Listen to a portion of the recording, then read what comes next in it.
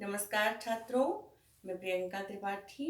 मैं आपके अपने 2 वीडियो आपके सामने ला चुकी हूँ और मैंने उस वीडियो में आपसे कहा था, जिसे मैंने सोशियोलॉजी के जन्म और विकास की कहानी बताई थी। मैंने कहा था कि जब मैं अपना तीसरा वीडियो लाऊंगी तो समाजशास्त्र विषय पर ही होगा, पर समाजशास्त्र से थोड़ा हटके, जो हमारा एक विषय है उससे थोड़ा हटके होगा। इस समय मैं आपसे बात करना चाहती हूँ जो कोविड-19 कोरोना हम जिसको बोल रहे हैं आम सामान्य बोलचाल की भाषा में, और जो इस समय लगभग पूरा विश्व इस बीमारी से परेशान है। पूरा विश्व इस बीमारी से एकदम से, पूरे विश्व की अर्थव्यवस्था मानसिक और शारीरिक सामाजिक सभी तरह से ध्वस्त हो चुकी है। चलिए हम बात करते हैं बदलाव की। हमें ये नहीं देखना है कि ये बीमारी कैसे और कहाँ से आई और किस रूप में फैल रही है। हमें ये बात करना है, समाजशास्त्र का सब्जेक्ट और उसका विद्यार्थी होने के नाते हमें ये बात करना है कि इस बीमारी का असर कितना पड़ेगा और किन क्षेत्रों पर, सामाजिक जीवन पर किस तरह से पड़ेगा। तो चूंकि वही बात है कि हम समाजशास्त्र ये नहीं देखते, जैसे कश्मीर में आतंकवाद है तो समाजशास्त्र ये नहीं देखता है, इसको जानने की कोशिश नहीं करता है कि उस आतंकवाद का कारण क्या है या वो आतंकवाद क्यों पनप रहा है। समाजशास्त्र ये जानने की कोशिश करता है कि उसका समाज पे क्या प्रभाव पड़ रहा है। या जो भी युद्ध होते हैं, जो कारगिल का युद्ध हुआ, तो हमें ये नहीं देखना है कि उस युद्ध का कारण क्या रहा, हमें ये देखना है कि उस युद्ध से प्रभाव क्या पड़े। तो चलिए हम थोड़ा सा पीछे चलते हैं और हम ये देखते हैं कि विश्व में जब भी बदलाव आता है, बदलाव ये मतलब कि जब विश्व के पूरी व्यवस्थाएं, किसी भी देश की पूरी व्यवस्था जब आमूल चूल रूप से परिवर्तित होती है तो किस वजह से होती है। चाहे आप पूरा विश्व को देखिए या तो किसी एक देश को देखिए, बदलाव दो ही कारणों से आता है। पहला राजनीति और दूसरा महामारी। तो जो राजनीति है वो भी पूरी तरह से किसी भी देश को बदल देती है। उथल पुथल मचता है, सत्ताएं चेंज होती हैं, सत्ताएं बदलती हैं और उसके साथ ही साथ व्यक्ति का जीवन भी प्रभावित होता है। और ठीक सेम टू सेम यही बात महामारियों पर भी लागू होता है। जब वो आते हैं, जब वो एकदम से, आप जैसा कि अभी आप देख ही रहे होंगे सोशल मीडिया में या उसमें हमेशा दिखाते रहते हैं कि 100 साल पे आती है या पहले आई या आई, तो आप इसमें बहुत ज़्यादा डिटेल में नहीं जाना है हमको। लेकिन वो जब भी आता है तो एक बदलाव जरूर आ जाता है समाज में, क्योंकि ऐसी संक्रामक बीमारियां होती हैं जो अपने साथ बहुत बहुत लंबे अरसे से जो जीवन को एकदम से प्रभावित कर जाती हैं, एक आमूलचूल परिवर्तन कर जाती हैं। चलिए हम ये देखते हैं कि जो कोविड-19 है, ये हमारे देश ऐसे प्रभावित, तो पूरा विश्व ही है, लेकिन हम ये देखते हैं कि ये हमारे देश को कितना प्रभावित करेगा। तो हम सबसे पहले अपने देश की अर्थव्यवस्था की बात करेंगे कि हमारी अर्थव्यवस्था, क्योंकि जो अर्थ है वो बहुत रूप से समाज को प्रभावित करता है। विभिक्षितम किम न करोति पापम, भूखा व्यक्ति कौन सा पाप नहीं करता। तो जब रोजगार के अवसर घटेंगे और भुखमरी फैलेगी, काम हम सब जानते हैं कि लगभग हमारा धीरे धीरे करके 2 महीने हो जाएंगे, लगभग सारा काम बंद है और सारी जनता परेशान है। तो इस तरह से जब भुखमरी बढ़ेगी तो क्या होगा।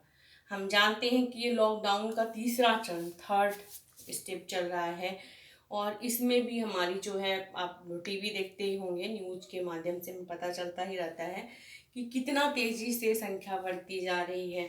इतना मुश्किल से पूरा विश्व जो है रोकथाम में लगा हुआ है, पर फिर भी कोशिशों में बहुत ज़्यादा बदलाव नहीं आ रहा है। तो हम ये देखेंगे कि हमारी जीडीपी जो है वो गिर रही है लगातार। अभी हमने कुछ दिन पहले ये देखा कि आनंद महिंद्रा ने कहा कि अगर 17 तारीख के बाद भी रहा तो हमारे देश को बहुत बड़े संकट का सामना करना पड़ेगा और हमारी जीडीपी जो है वो 0% पे आ जाएगी और हम बहुत ज़्यादा प्रभावित हो जाएंगे। अभी भी लगातार हम देख रहे हैं कि उनमें बहस चल रही है बड़े उद्योगपतियों में, कि कुछ को लगता है कि हमारी जीडीपी बहुत ही जा रही है। और अभी हमने कुछ दिन पहले देखा कि रतन टाटा ने अपने इंस्टाग्राम में बोला कि ये साल जीवित रहने का है और हम जो है जीवित रह गए तो लाभ हानि की चिंता मत करें। और इस टाइप से चीज़ें आ रही हैं सामने। लेकिन देखिए, दो चीज़ें हैं, जो मजदूर वर्ग है, जो कामगार वर्ग है, उसके लिए ये दौर बहुत मुश्किल साबित हो रहा है। उस मुश्किल इसलिए साबित हो रहा है क्योंकि वो रोज़ कमाता है और रोज़ खाता है।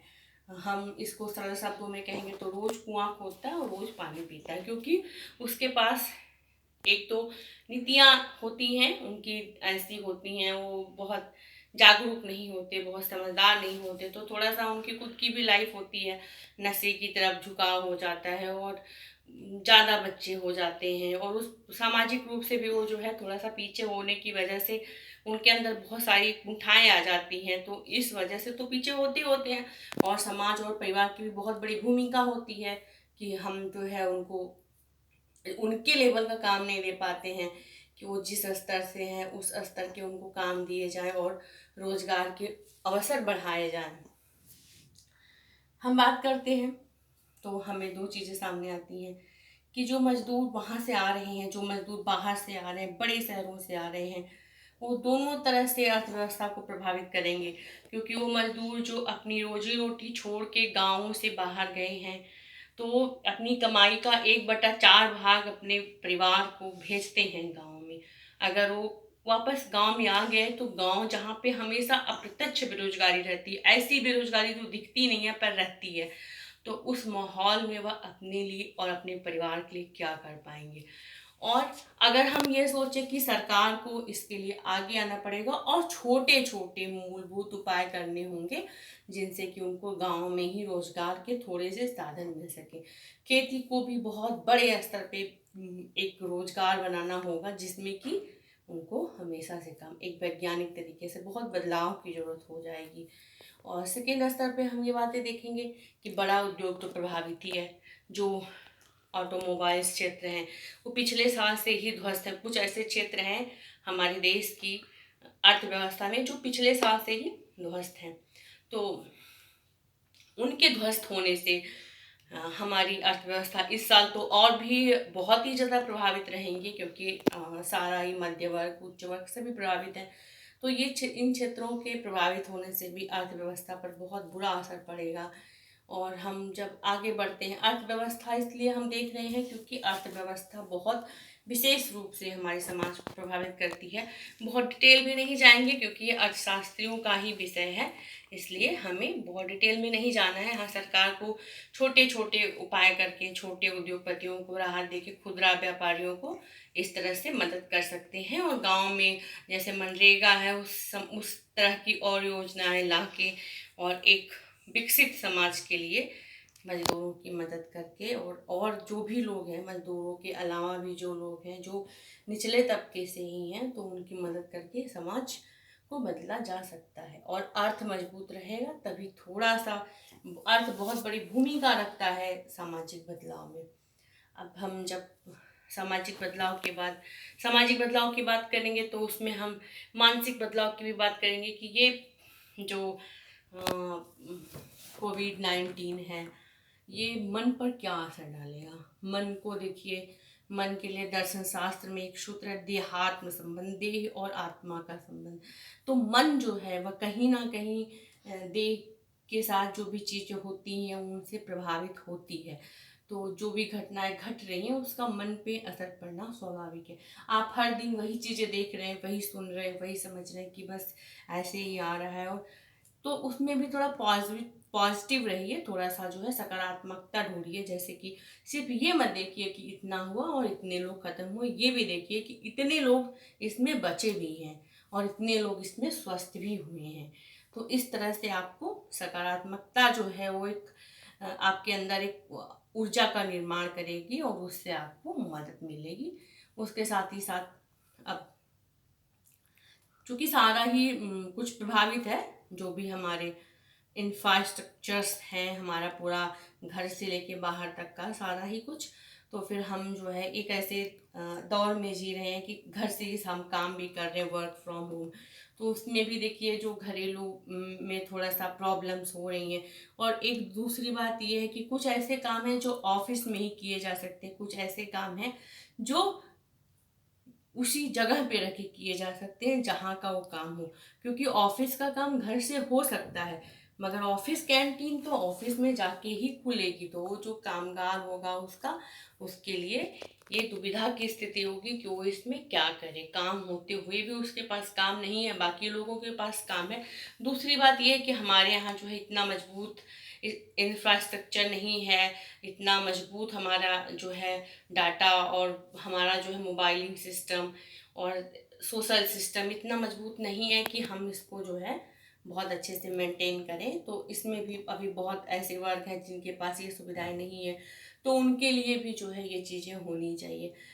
तीसरी बात हम ये देखते हैं कि जो भी चीज़ें आ रही हैं, तो जब आप नकारात्मकता को ले रहे हैं तो उससे जो है मन पे भी बहुत असर पड़ा है। हम देख रहे हैं कि बहुत तेज़ी से जो है बीमारियां बढ़ रही हैं, मानसिक बीमारियां बहुत तेज़ी से बढ़ रही हैं, क्योंकि जो भी वो है ना, जो संकट में जो कमज़ोर होता है, वो थोड़ा सा जो लचीला होता है वो थोड़ा सा टूटने लगता है, और उसका जो पूरा सा माइंड होता है, जो पूरी सोल होती है वो क्या होती है, प्रभावित होने लगती है। तो वही थोड़ा सा अपने आप को हार्ड करना होगा, और उन चीज़ों से जो आपको सकारात्मकता देते हैं, जो आपको ऊर्जा देते हैं, उन चीज़ों को थोड़ा अच्छे से ग्रहण करना होगा। तीसरी चीज़ हम देखते हैं कि बहुत सारे बदलावों के साथ साथ जब हम अपने समाज में आते हैं, मानसिक शारीरिक, तो हम ये देखते हैं कि हमारा समाज भी बहुत प्रभावित होगा, बहुत प्रभावित होगा। मतलब कि जैसे जो भी संस्कृति के नियम हैं, संस्कृति के नियम कैसे बनते हैं कि जैसे आप देखिए कि अभी आजकल जो है बहुत ज़्यादा, चूंकि हमें टच नहीं करना है एक दूसरे को, तो हम पूरा विश्व भारतीय परंपराओं को अपना रहे हैं, और नमस्कार और अभिवादन की ऐसी प्रणाली को अपना रहा है जिसमें हमें छूना नहीं है या एक दूसरे का आलिंगन नहीं करना है। तो हम देखते हैं कि यूरोप में हाथ मिलाते थे, ऐसे करके हाथ मिलाते। तो आप जानते हैं कि जब यूरोप की जो ये हाथ मिलाने की जो परंपरा है वो इसलिए विकसित की गई कि पहले यूरोप में हमेशा लड़ाइयाँ होती रहती थी, तो उस लड़ाई में एक आदमी जब दूसरे से मिलता था तो पहले चेक करता था कि कहीं इसने कुछ खंजर वगैरह तो नहीं लिया, तो इसलिए हाथ मिलाने की प्रणाली विकसित हुई। और भारतीय संस्कृति ही ऐसी है कि यहाँ पे अभिवादन के रूप में हाथ जोड़ा जाता है, मतलब कि हम आपको सहर्ष स्वीकार कर रहे हैं।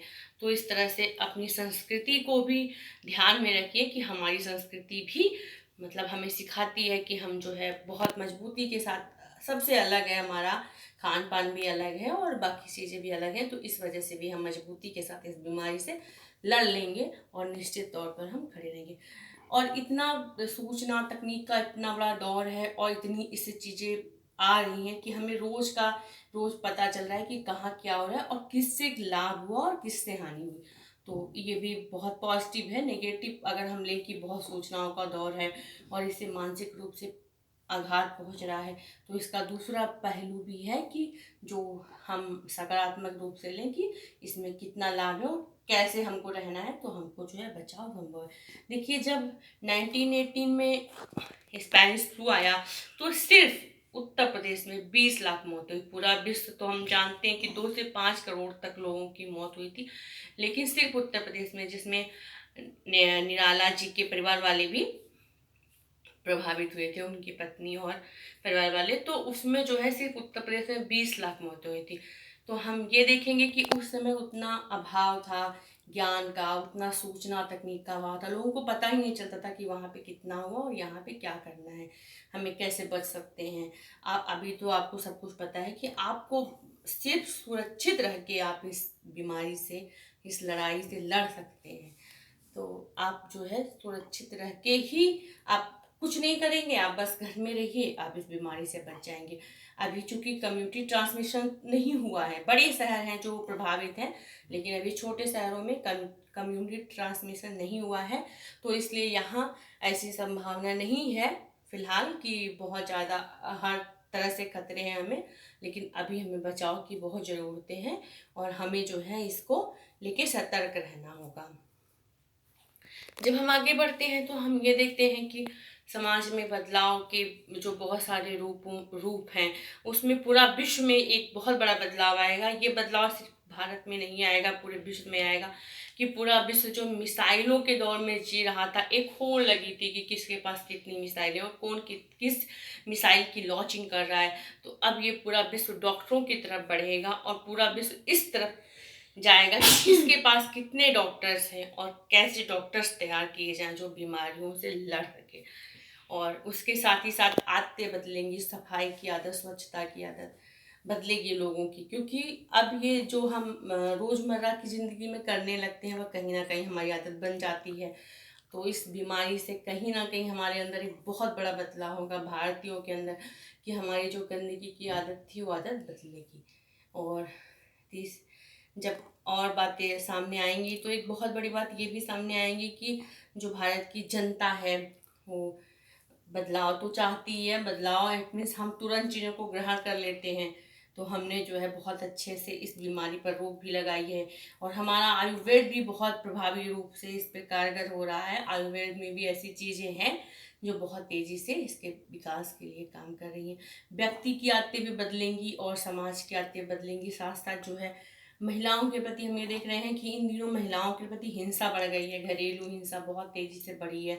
अभी जब हम सर्वेक्षण देखेंगे तो हम देखेंगे कि इन दिनों में जब से ये लॉकडाउन है तो तब से जो है महिलाओं की स्थिति बहुत ज़्यादा बुरी हो गई है। महिलाएं पहले भी जो है प्रभावित तो थी ही थी घरेलू हिंसा से, अब और भी ज़्यादा प्रभावित हैं। और उसके साथ ही साथ हम ये देखेंगे कि एक राजस्व के रूप में, बहुत बड़े स्रोत के रूप में जो मद्य है, शराब है, उसकी बिक्री जो बंद थी उसको सरकार ने फिर से खोल दी है। तो सरकार के लिए तो ये हो सकती है एक समस्या कि उनकी अर्थव्यवस्था बहुत खराब हो रही है और इससे जो है बहुत बड़ा एक मद जाता है, बहुत बड़ा धन जाता है सरकार के खजाने में। तो उन्हें जो है इस समय बहुत ज़रूरत है पैसों की, क्योंकि गरीबों को भी खाना भी देना है और दूसरी व्यवस्थाएं भी करनी है, समाज को आगे भी ले जाना है।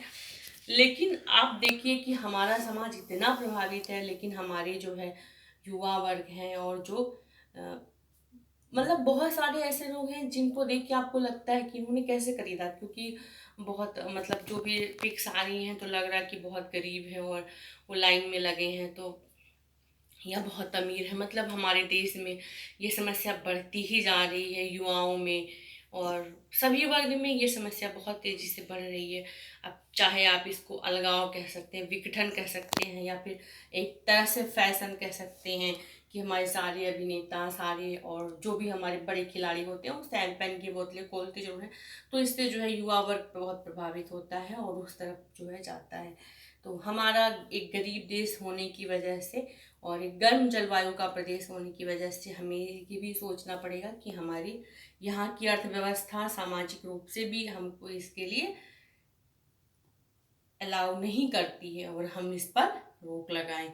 इसके लिए सरकार के साथ ही साथ परिवार को भी, समाज को भी आगे आगे आना होगा, और उनको जो है इस पर बहुत बहुत उचित तरीके से ऐसा निर्माण करना होगा परिवार समाज का कि इन चीज़ों पर रोक लग सके।